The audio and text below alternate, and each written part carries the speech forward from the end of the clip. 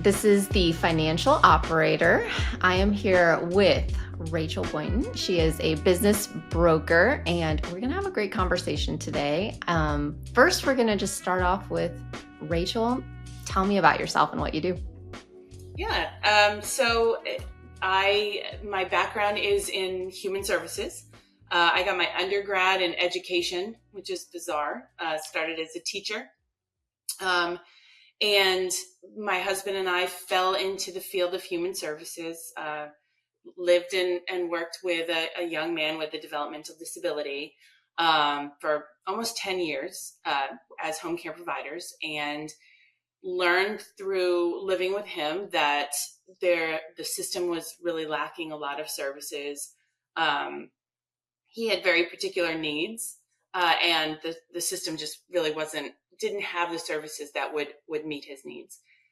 So we started a company called LifeShare, which supported folks like Ron, our roommate, really created it around him, being very community-based and less restrictive environments than were currently offered at the time. So grew that company for about 20 years. And by the time we sold it, we were in about 9 states. We sold it to Centene. So sold it to a managed care company, got some experience working in corporate America with them.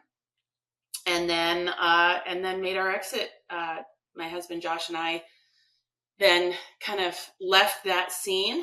And I got into doing M&A with a healthcare focused M&A group. And my husband went back into managed care. So he's still kind of in that world.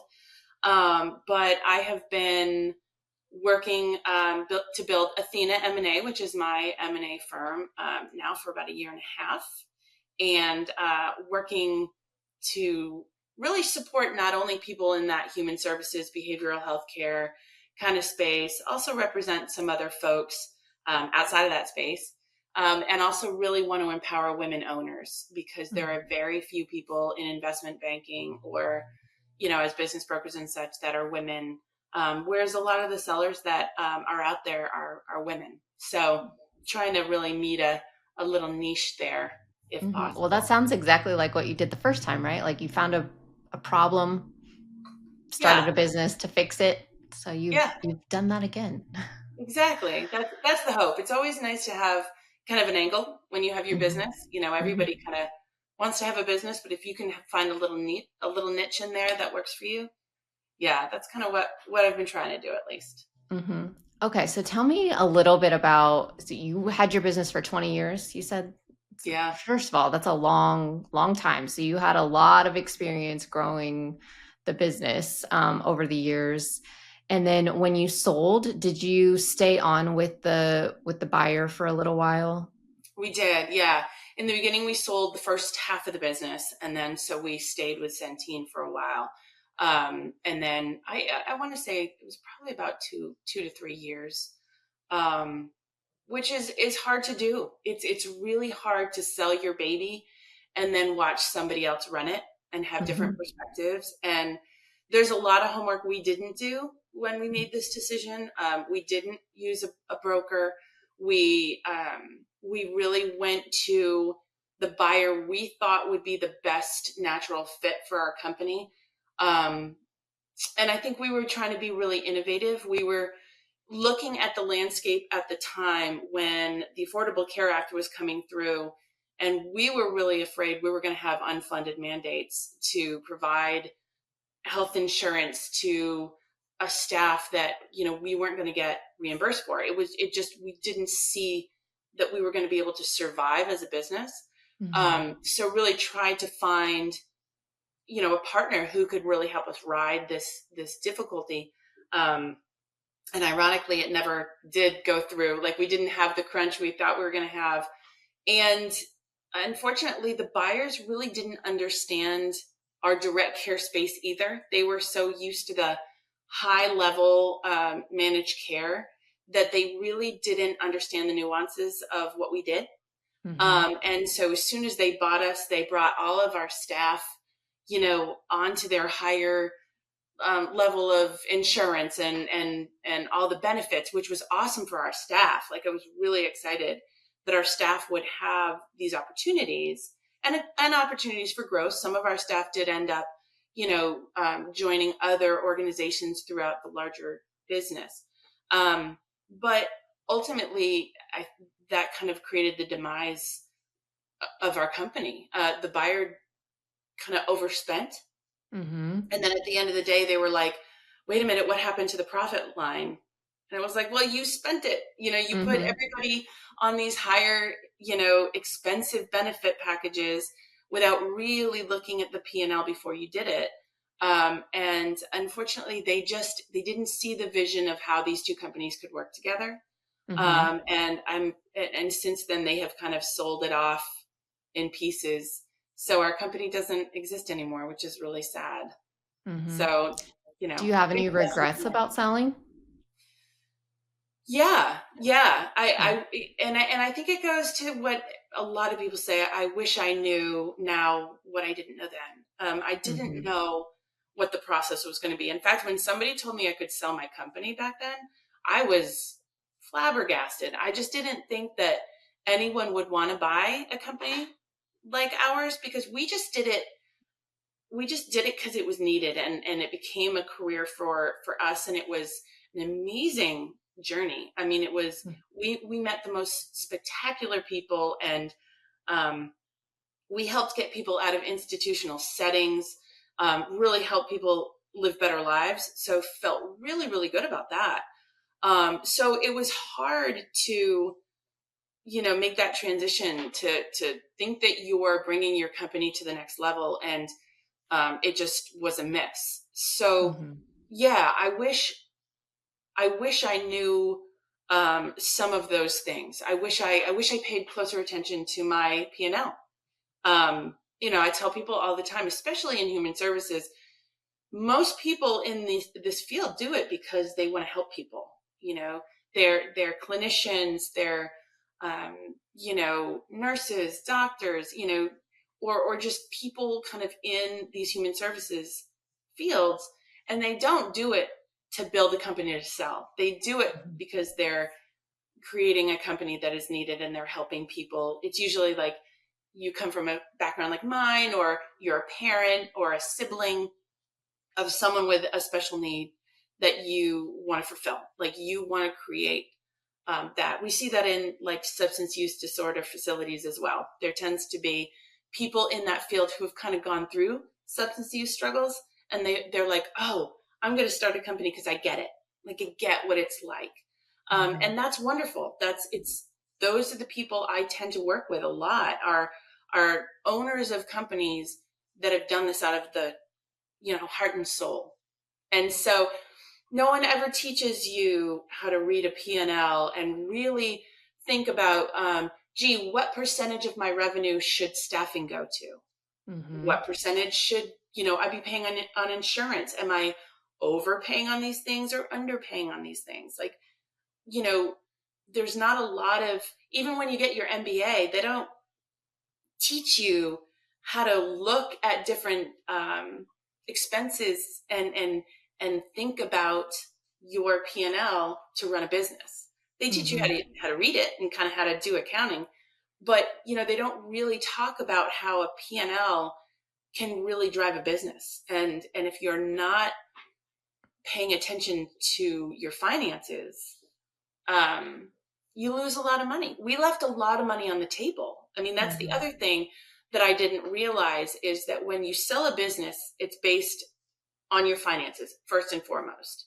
And I hate to tell people that because, again, those people leading their businesses with their heart and soul, it's never about the money. Mm-hmm. And so it's hard to say to them, okay, when we value your business, your 30 years of blood, sweat, and tears, unfortunately, does not go into the valuation. It helps strengthen the valuation, but it doesn't create that hardcore number. Mm-hmm. And that's a hard pill to swallow when you have lost sleep for the last 20 years and canceled vacations and all of those things you do as a business owner. But it comes down to, what is that bottom line? What is your profit? And then it's a multiple of that profit. So we look back, my husband and I will look back and say, we employed all these employees, like a good handful of employees that we really didn't need, but we wanted. Like, they were good people. We wanted to give them a job, and they did a pretty good job, but they had been with us for so long. So we kept them on payroll. Well, that number, that, money that I spent that company did not need, I would get a multiple of that in the sale price. So for every, if you sell your company at a 5 times adjusted EBITDA, that basically means you're taking that profit number and you're multiplying it by 5. So if I'm paying someone $100,000 a year, that's $500,000 that I would have gotten added to my sale price. But I won't get, because I have had this person on payroll for so long that it looks as though I need this person, and no buyer is going to give me that benefit. So This is a really interesting way to think about this too, because, and I like this because I talk to business owners all the time about their finances, right? As do you. And a lot of business owners just have really good hearts, right? Like small, but they want to help people. They don't want to make crucial decisions sometimes when they need to, when it comes to firing. As long as the person is kind of good enough, they leave them on their staff. But this is a really excellent point to bring up, because not only is that person costing you, in your example, $100,000 a year. So if they work for you for 10 years, you have just paid them $1 million. So that's $1 million out of your pocket.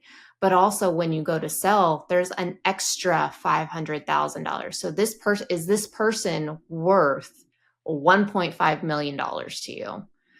yeah, exactly. And the worst part is, again, the difficult conversations I have to have are, I get that you're trying to protect this person, but guess what? Not only are you not going to get that 500,000 in addition to your purchase price, on day 2, they're going to fire that person. And then that money just goes right back in that buyer's pocket. Yeah. So, and it is really difficult. Again, the people side of this is very difficult too. As business owners, I mean, my employees were my family for the longest time. I mean, it was so unhealthy. But there was just love, and we all were growing up together, building this business together. And that got murky too. And one of the things that I really try to talk to people about is, you really do have to professionalize your job. Because ultimately, when those employees need to put a meal on the table, and they need to make a tough decision, they will. They'll do what's right for them. And obviously, we always want to take care of our employees. But it also shouldn't be at the detriment of you or your company. Right. And again, in this field, we tend to see people who say, like, oh, we can't make a profit. They have like that nonprofit mentality, like, as long as we're not in the red. Well, if you're not making a profit, then you're not putting away some money for a rainy day. You're not preparing for a COVID shutdown, or we've learned a lot of lessons through COVID for sure about the importance of preparing for a worst case scenario. And you can't do that if your margins are so slim that you have no wiggle room. So it is really important for owners to really pay attention to not only their spending and their P&Ls, but their bottom lines. They have to be profitable. If you're not profitable, then you can't carry on your mission. You're not sustainable. And so, there's 2 big conversations I have with owners: how to run your business now, and saying it's okay to make a profit. In fact, you have to. But then, then when you get to that point where you're selling your business, if you have tightened up those financials and been very responsible with them, now when you want to make that exit, now you have options, Mhm. and we all think that like when we leave our business, oh, we're going to leave it to our kids, or one of our employees is going to take it on. But there's value there, and you need to be able to get your value of that business out of it.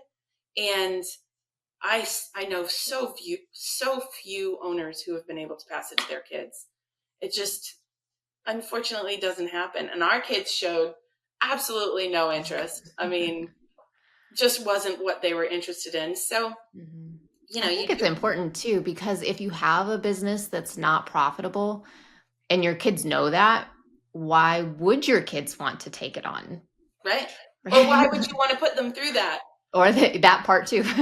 Like you're so it's kind of that. I think a lot of people, they they go through life with their business, and they put in all this work and all of this.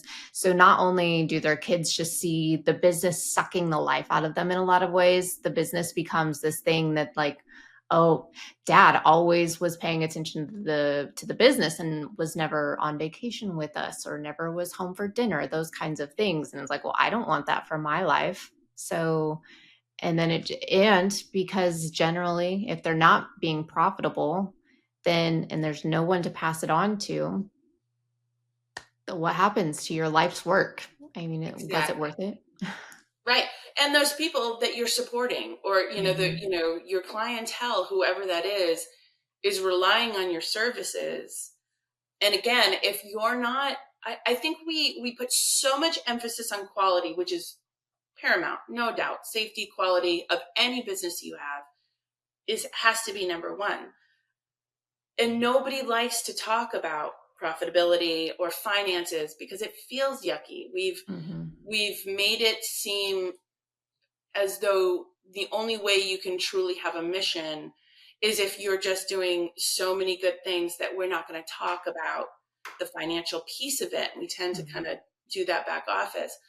But if you're not using your P&L to drive your decisions, then you're doing yourself and your team a disservice. Hmm. And I've had to facilitate a lot of conversations where we've created an internal budget to help staff understand, like, this is the reason we're making decisions. And, we battled with that a lot. We had a lot of clinicians who would come to us and say, oh, these kids need more services, because we Hmm. worked supporting kids um, in the foster care system, and specialized in those kiddos that needed special supports.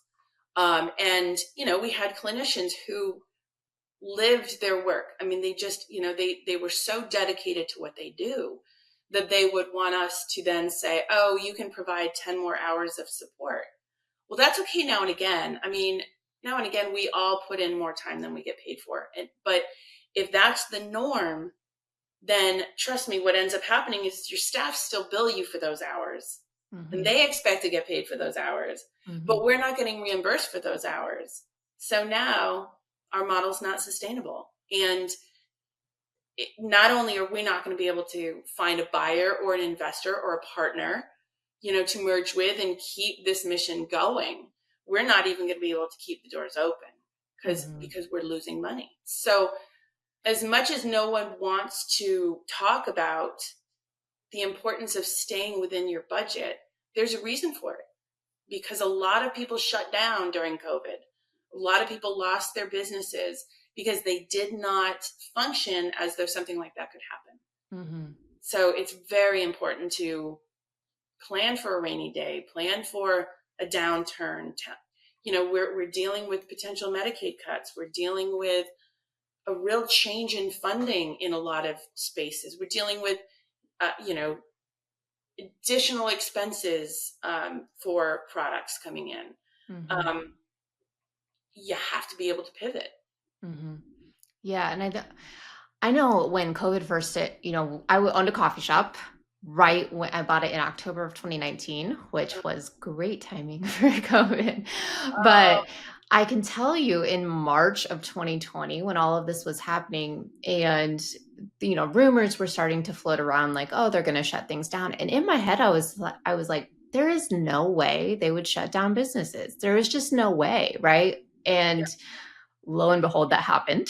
So I think if anything, COVID showed us that we do need to be prepared for something like that, because we can't just because it's never happened in the past doesn't mean it can't happen in the future, right? yeah, So there has to be a way that you need to have some savings built up in order to, even if it's something as simple as you are a construction company and it's going to rain for a week, right? Like there has to be some cushion in your bank account between today and tomorrow. yeah. And if you can't get out into work for whatever reason, that there's something that's still going to be there to pay your bills. But I also think it's one of those things that's like you don't even know what you need to be prepared for sometimes. And having that budget and those savings in place are what can make your business sustainable when you don't even know what's on the horizon. There could be something that happens to your, it could be probably a better example of something that happens is like an owner gets sick or a key employee gets sick or something, and suddenly a big part of your business is out. Or even like a maternity leave, that's can be something that like you're planning for, it's going to happen, but then that day happens and they're gone for however much time, and it's like, oh no, do I know how to run this business, or is it able to continue on without this person?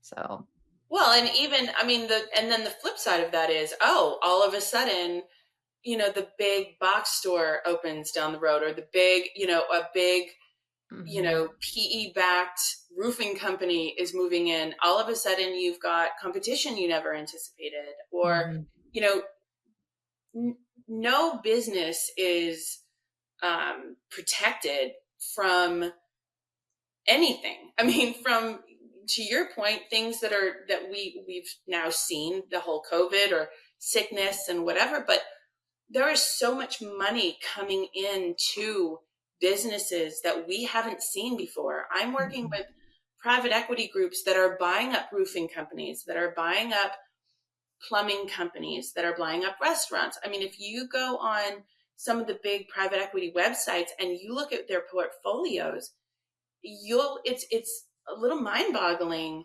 how many different types of businesses they own. And Mhm. what that's doing is it's infusing money into these industries, which is good. I mean, it is, some of this can be good, and there are some good private equity folks out there doing good things.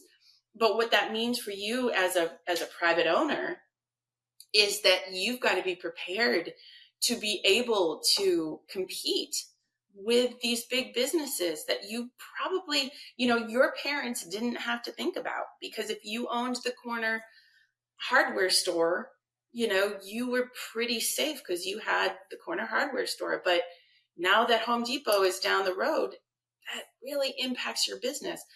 So you've got to figure out how to stay relevant. And that is Mhm. everything from roofers to coffee shops to human services. How are you going to compete with these guys?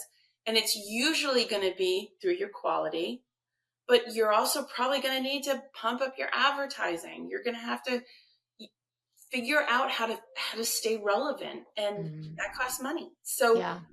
there's all sorts of things that can pop up that you've got to be prepared for. And I can tell you so using COVID again as the example, right? As a restaurant, suddenly no one could come inside. So the way that we made money was suddenly like taken away.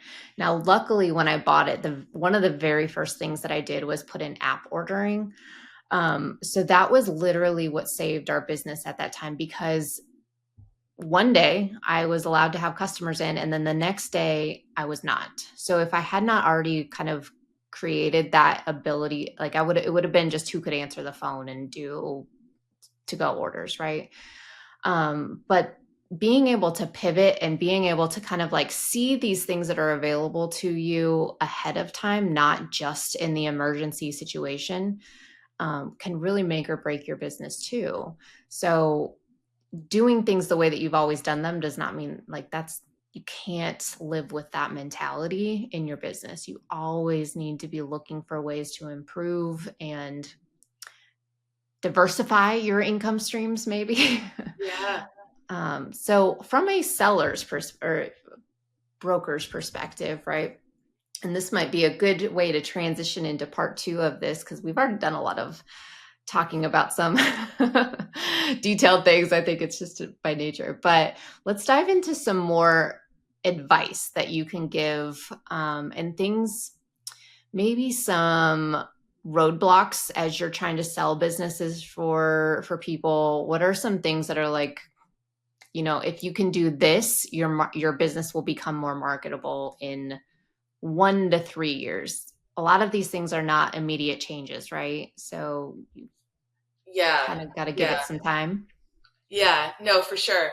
And just to clarify, so there are kind of three levels of brokers, right? Mm-hmm. There's a business broker, which I am not, which is like technically a business broker Okay, I is keep calling you the wrong someone thing. who, hmm? So, what should I call you? What should be your An title? M&A advisor. I mean, M&A advisor. Okay.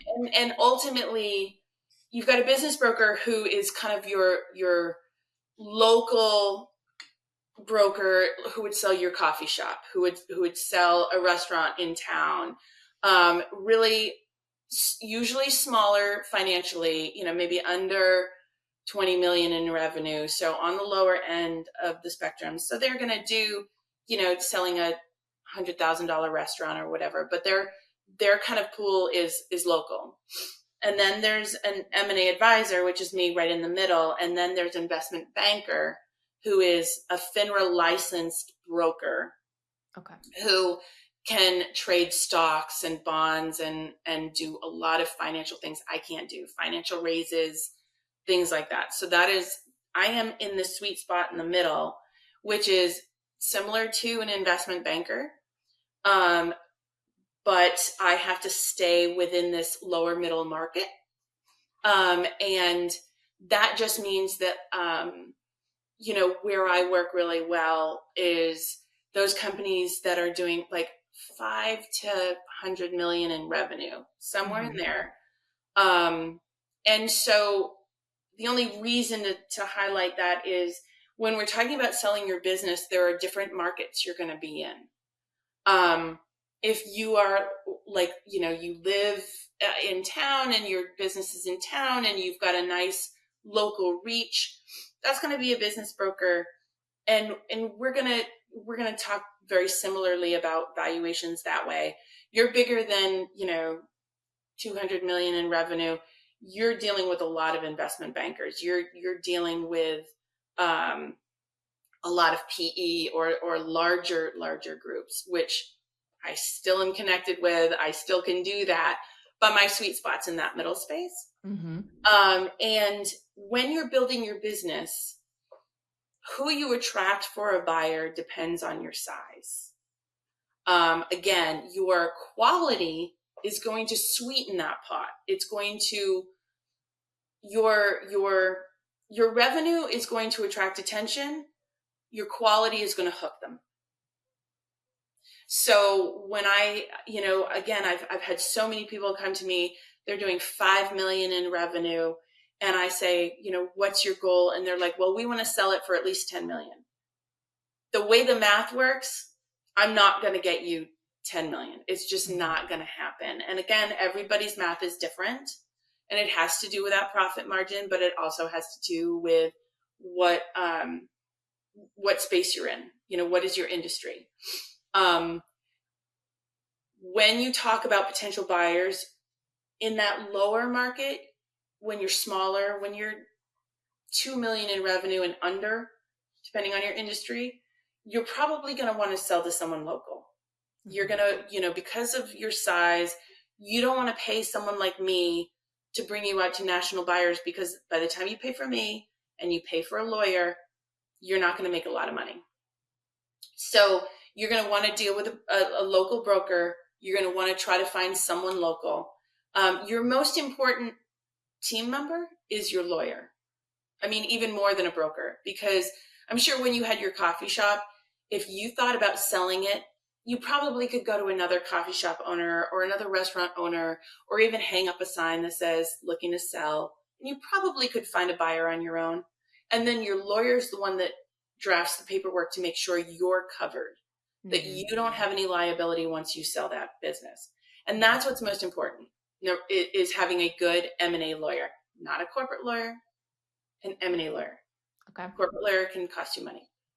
So you're going to want to have a good lawyer. But to get the biggest value, the bigger you are, the more interested buyers, which then drives up your value.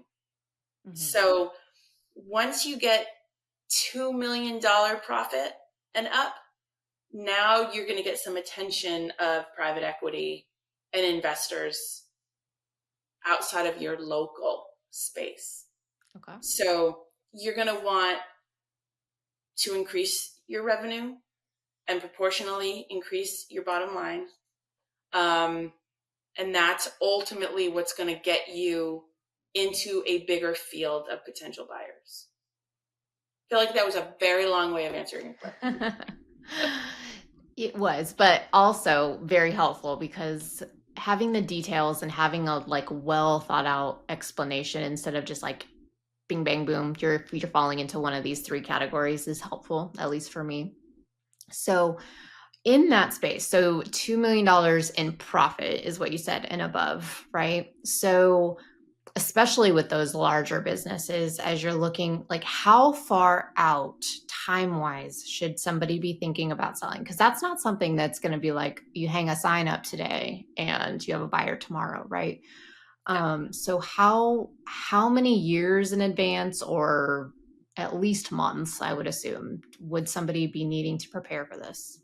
Yeah, I mean, ultimately, if you decided today you wanted to sell and you're burnt out, I want to get out, it's going to take probably a good year, maybe a little less, for once you engage with me. Let's say we build your marketing materials, that takes a few weeks.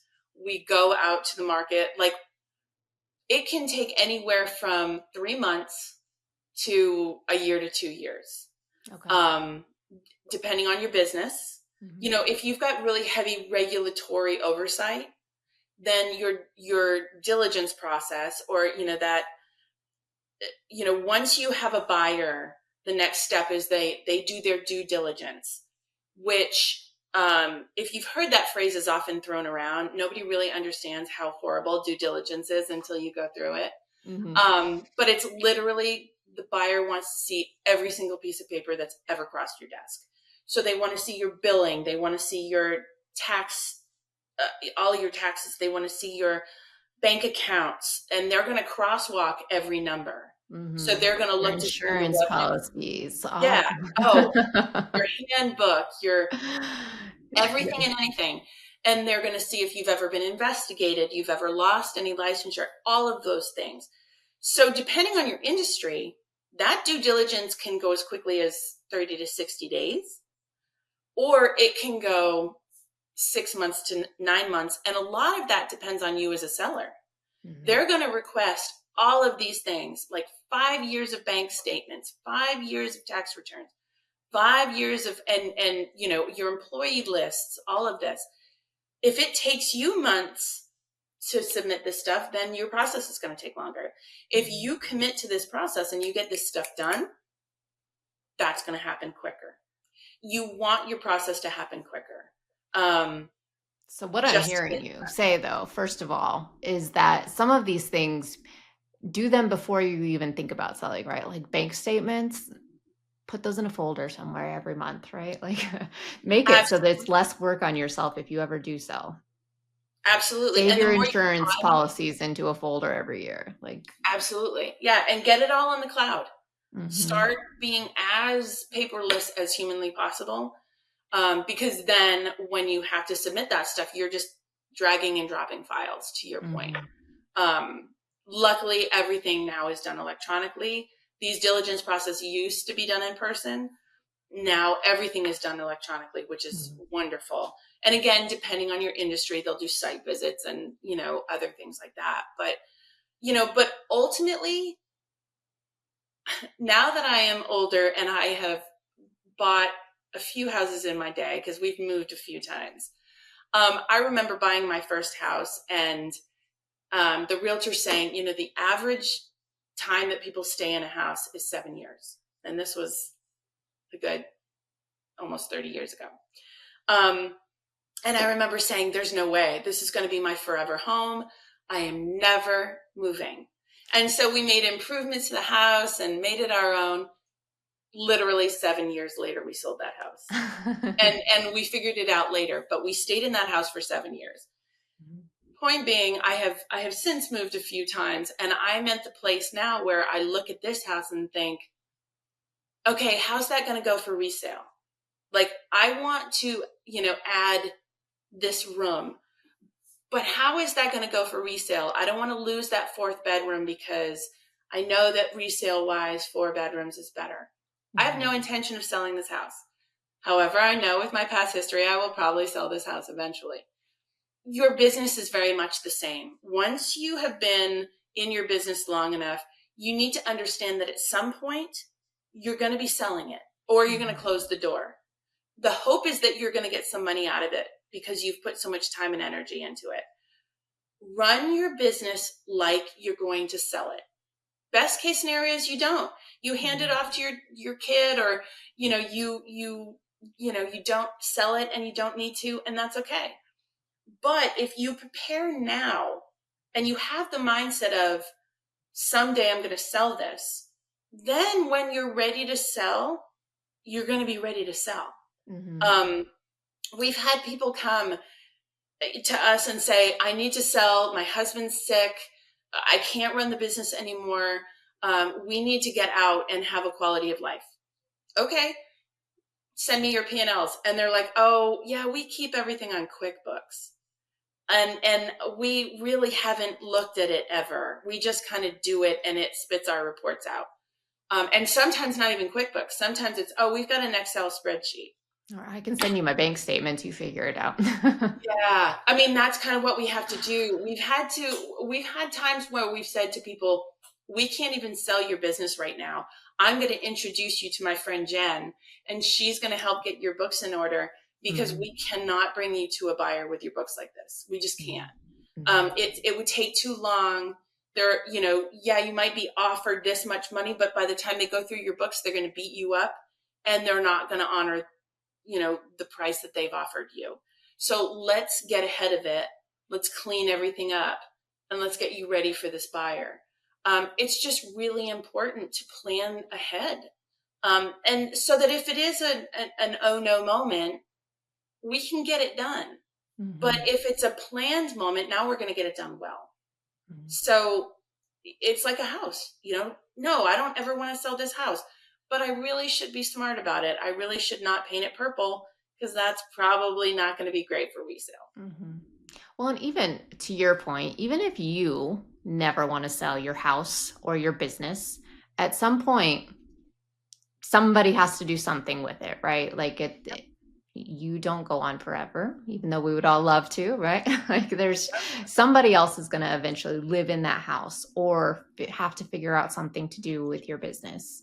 And so the more prepared you have been up front, the easier it is for somebody else. So I think it's like, like we talked about this earlier, just don't be a burden. Like don't make your business or your house a burden for somebody else to deal with. That's a great point. Absolutely. Okay. So as far as selling the business, we need to be preparing now, even if you don't even ever want to sell your business, but you also need to be preparing 3, 6, 12 plus months in advance to make sure that when somebody comes to you and you have good data to work off of and you have a good basis for how to even start to get their business going.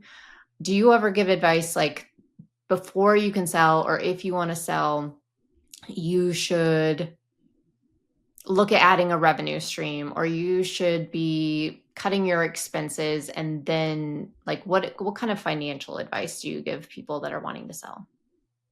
Yeah. Maybe we don't call it financial advice. Maybe we call it Suggestions. Operational advice. Yeah, yeah. I'll leave the Yeah. finance stuff to you for sure. Yeah, no, I mean, I think, to your point, tighten up your house. Make sure I'll have a lot of sellers, and we'll go through their P&L, and I'll say, what is this expense? And they'll say, I don't know. Let me check, which is fine. I get that happens. But again, start understanding your expenses. Your accountant has probably told you you can run personal expenses through your business, and a lot of people take advantage of that. I've had someone who had his daughter on payroll because he used her image in his marketing materials. So he justified it, Mhm. but those are the kind of things you might want to stop doing. Mhm. Don't pay for your personal cars through your business anymore unless they really are used for business day to day and your accountant feels comfortable with that. But really try to pull your personal stuff out. What we do during the process is we try to add those back. We make an Mhm. adjustment to your profit line, saying not only is this your profit, but he's also been running his kid through here, and that's not something you need to run the business. Mhm. Some of that stuff we can agree with the buyer on, and we're good. But Mhm. there are some things we try to argue are personal expenses, and the buyer will say no, they're not. And again, if you have a 5x, that's just going to chip away at how much money you get at the end of the day. So Mhm. start cleaning that stuff up now. Um, really look, are all of the things you're paying for really necessary to run this business? And so run a lean ship. Really Mhm. look at, you know, do I feel good about these financials? I mean, I think that's really important first and foremost. Mhm. Um, To your point here too on the ad backs, this is something that I have a couple of clients that are working with PE firms, may or may not sell, right? And even you would think there would be somewhat standardized, like this is always an ad back, and it 100% depends on what that PE firm or just whatever the buyer is, what they are willing to forgive and what's not, right? Like, oh yeah, you have a company vehicle that's technically your personal vehicle, like, but in their eyes, they may like, well, whoever we replace you with is also going to need a vehicle. So that's not an ad back in their eyes, right? It's totally a I had one that was travel. One would basically add back pretty much any travel as an add back and not count that against their EBITDA. And the other one was like, why would we take that out? That's something you're going to trade shows, you're going to all of these things. Who cares if you added a couple extra days of personal vacation? Like this is something that you're doing. We have to count that. So it really is super dependent. So anything that's a personal expense, the more that you can get that out of your business expenses, the more likely you are to get that higher valuation, right? exactly. No, you're spot on. It all depends on the buyer and how they see things. And Mm-hmm. even owner salary, a lot of times, you pay yourself really well. And so we try to adjust that in that adjusted EBITDA so that it level sets it a little bit. Mm-hmm. And some buyers are cool with that. We say, well, the market for that position is about 100,000, but she's been getting paid 200,000. Well, they'll try to argue it's 150. So, Mm-hmm. and they might be wrong, and they might also absorb the position anyway. So again, there's there's a benefit that they get, and they'll argue, listen, you shouldn't get paid off of our synergies, and they're not wrong there either. So Mm-hmm. you want to keep it as tight as possible, just so those aren't arguments you have to have, and it just makes Mm-hmm. the process way easier. Yeah. I had um another one example was there was one of the PE firms was going to consolidate a couple of different. So on that one, they were willing to rent wasn't going to be, they were taking rent out of the calculation. But then when we went to another PE firm, they're like, why would you take rent out of it? Like, you're going to have to keep paying rent. So it's always dependent on like, what is this buyer going to do with your business? What do they already have in existence that's going to maybe benefit you? Maybe it'll help. And maybe those are the ones that you definitely want to sell to if they already have some of that infrastructure and they're willing to value you higher. But then other ones, it's like, what I can just like the look on his face was like, why would you put that as an ad back? And I was like, because the other one let us do it, like that's not a good excuse. Well, and it's surprising that PE group gave you the benefit as an ad back, because what they usually do is they do their own math and they don't show you their math. Yeah. So they see that as a benefit to them. And sometimes that's where they find the wiggle room to like pay you more for your business. But, usually that's their synergy and that's their benefit, and they don't pass that on to the seller. So Right. that was a pretty cool buyer. I know it was a good like peek behind the curtain for me. I'm like, oh, these are the things that they think about. So yeah. The other piece that's really important to understand, and there's no way we could even shine a light on it right now, but working capital adjustments are a huge piece of a deal that really should be talked about early in the process. Because I've had sellers say, okay, so they've offered me a $5 million purchase price, but, and this is the math they do in the background and they don't talk to me about. So, I had a seller who finally told me, he was like, yeah, but I get $5 million at closing, but I have all these receivables that are out there that will be coming in for the next 90 days. That goes in my pocket too. Oh, and I've got $1 million in the bank account. I should be able to pull that all out. It's not quite that math. That is not the math that happens during these deals. And that's why it's important to really work on your working capital adjustment and ask the buyer what their intent is, whether it's a cash-free, debt-free sale. It has to do whether it's an equity purchase or a stock purchase or asset purchase. Sorry. So what type of structure the deal is.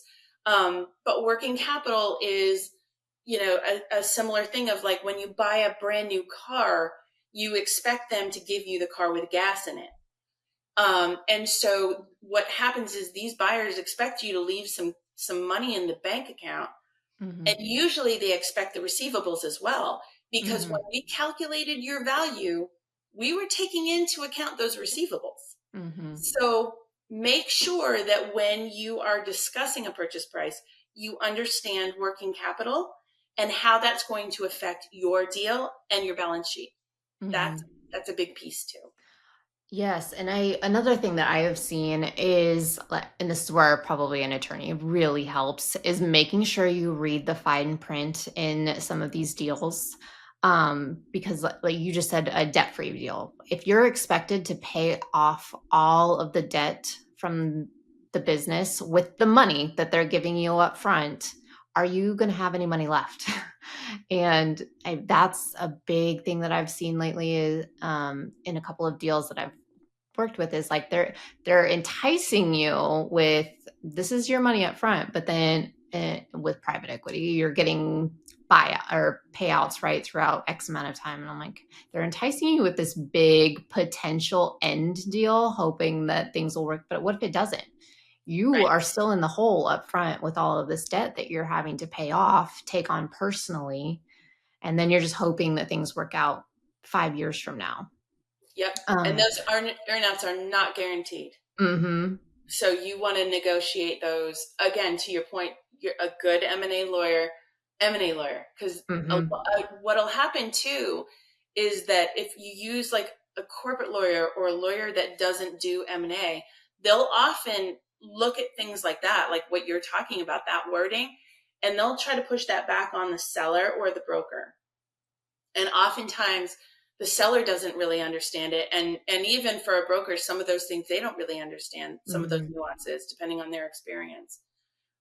So yeah, you really have to, when I put out a process letter saying what I want in an offer in these LOIs, I will spell out exactly what should be in an LOI. And to your point, if you are an asset heavy business and you have debt, the first thing you want to see in that LOI is how they're going to deal with that debt, what their expectation is. Um, and sometimes they'll take it on, because it's a cost of doing business. Not very likely. It's usually a debt-free, cash-free. So, the intention is that you've got to pay this stuff off. So that's part of your negotiations for sure. Mm-hmm. Okay, so let's talk a little bit, and I know we were like running over maybe, but I I always want to do. know more about, so with your services, what should somebody expect from you if they're hiring you to help sell their business? Yeah, yeah. When you have a boutique firm like ours, it is a whole lot more than just finding a buyer. I've had clients that really are like, try to negotiate with me and say, well, if I bring my own buyer to the table, and I have to say, that is such a small part of what I do. In terms of our services, it goes from, first of all, building your marketing materials, putting together a secure data room with all of the information to help sell you. Then it's communicating with all of those buyers, because the goal is to have multiple offers. Because we don't know your value for sure. We have an idea based on current market, what prior deals have traded at, what we've seen, in the last couple of years. But ultimately, until we get those offers, that's the only time we really know how much we're going to be able to get you. And when we get multiple offers, then we can introduce you to some of these buyers. And as a seller, you should choose who the best fit is for you. You don't have to sell if you don't want to. So talk to these buyers, figure out who gave you the best deal, but also who's the best fit for you. Like, who do you feel is the next best owner of your business? So we use that auction process, and that helps, again, drive up value and hopefully give you as a seller an opportunity to figure out what works best for you. But then once we find that buyer, then we have to go through the diligence process. And so I set up a secure data room for the diligence. I help facilitate the upload and the organization of all that information.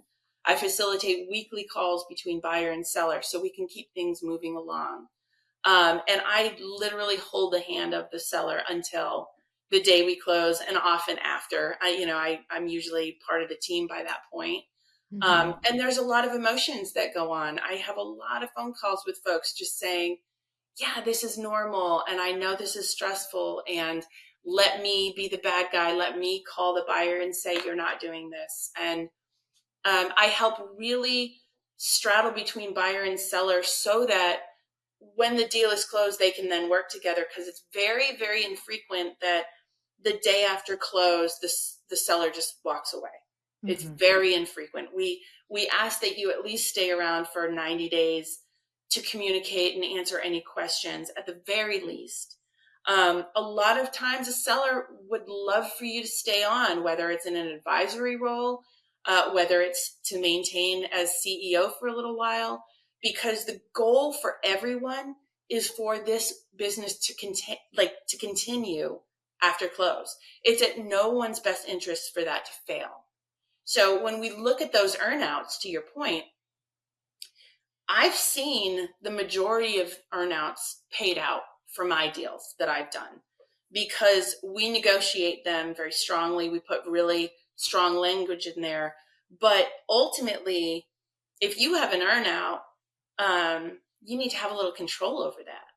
So, the more you can push that earnout up the P&L, so maybe your earnout is more based on increase in revenue because you can't really control their spending, or, at least cost of goods. We try to push that up the P&L so that you have a little more control over what your earnout is based on.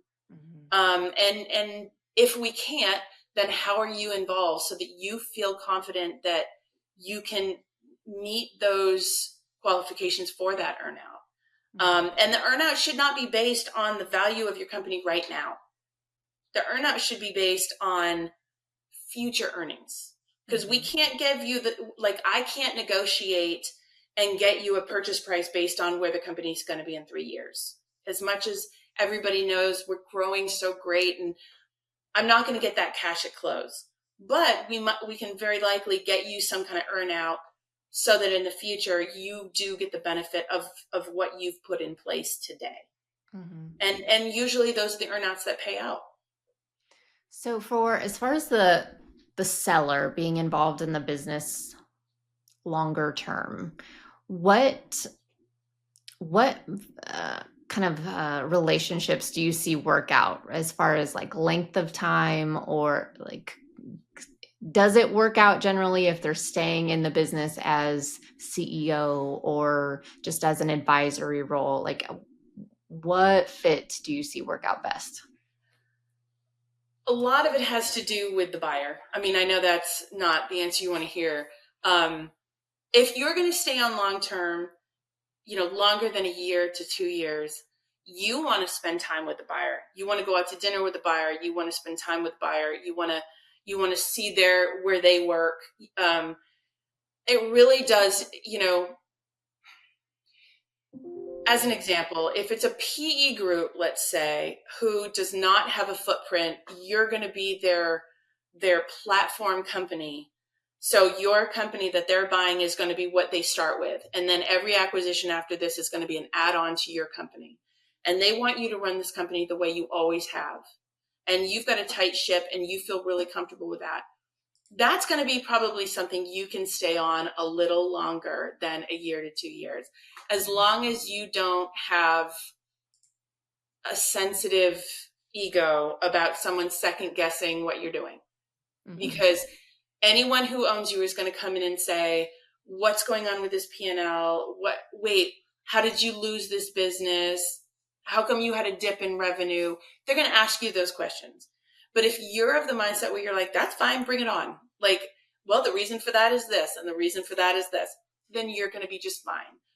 The hard part is most of us are very emotional about our businesses. So someone asking me why I made a decision doesn't go over real well with me. So I'm not going to be a very good person to be an employee long term.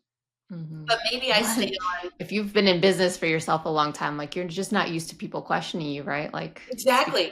Because I said so. That's the answer. That's the decision I've made. Thank you very much. Yeah, exactly. And that's the hard part, especially if you're older and this, 25-year-old PE guy comes and sits at your desk and starts drilling you on your P&L. That stuff can get old. That can be very trying. And it is really hard to watch people come into your business and sit at those desks and just kind of take over. So it really is an emotional decision. It's a very personal, emotional decision. You've got to decide how much you're willing to let go of and how much you can tolerate people questioning you. It really, it can be that simple.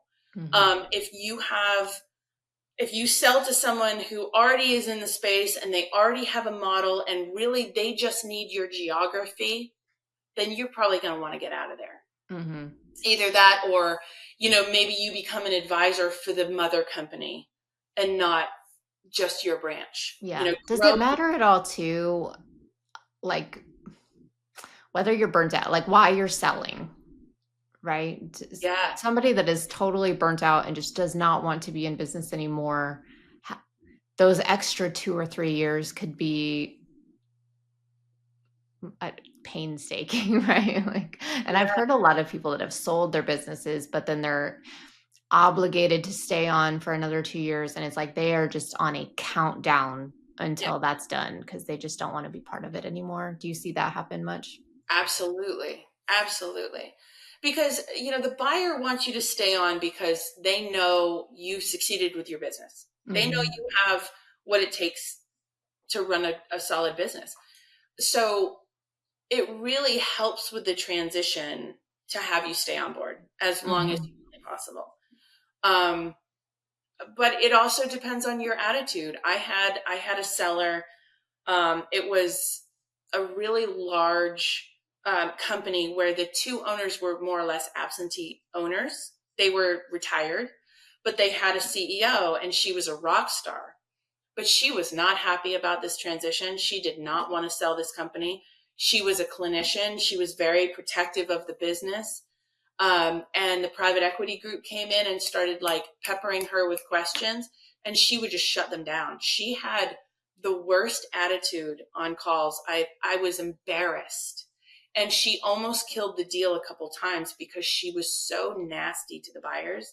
But all they ended up doing was saying to the sellers, yep, we're good. We figured out everything, but one of the requirements of closing is that you fire your CEO the day before close, because they didn't want to pay her out her severance, and they did not want to keep her on. So she worked herself right out of a job, and the sellers then had to pay out of their proceeds a severance for her, which was not anticipated either. And the company's not going to pay that because it's not their company anymore. Right. So now that comes out of their pocket. So there are so many nuances to getting this done and the transition afterwards. You just really have to know what you are capable of doing, and with whom, who are you selling to? I've had people that have been through diligence and were really close to closing, and the seller said, you know what, I'd like to roll some equity in this new company. I really like these guys. I'd like to put some of my proceeds back into the new co, and I want to help grow that new company. And the buyers were thrilled with it. They're like, well, you've done such a good job here. We would love for you to. And that worked out well. And that was a good fit for him. Like, he saw where he fit. So he stayed on for years after that. So it really depends on what you want to do and what you're willing to do. Okay. Well, I think that is a great place to end. Rachel, thank you for your time today. For anybody that's listening, if you want to sell your business, I would definitely reach out to Rachel, because not only does she know what she's doing, but she is very thorough in her process. So, Thanks, Rachel, Jen. thank you. And with help from you, I mean, I kill it. Yeah, exactly. How is the best way for somebody to reach out to you? Probably email at rachel@athenama.com. Okay. We'll get that put on the podcast notes or whatever. All right. Well, thank you again, and I'll talk with you soon. Thank you.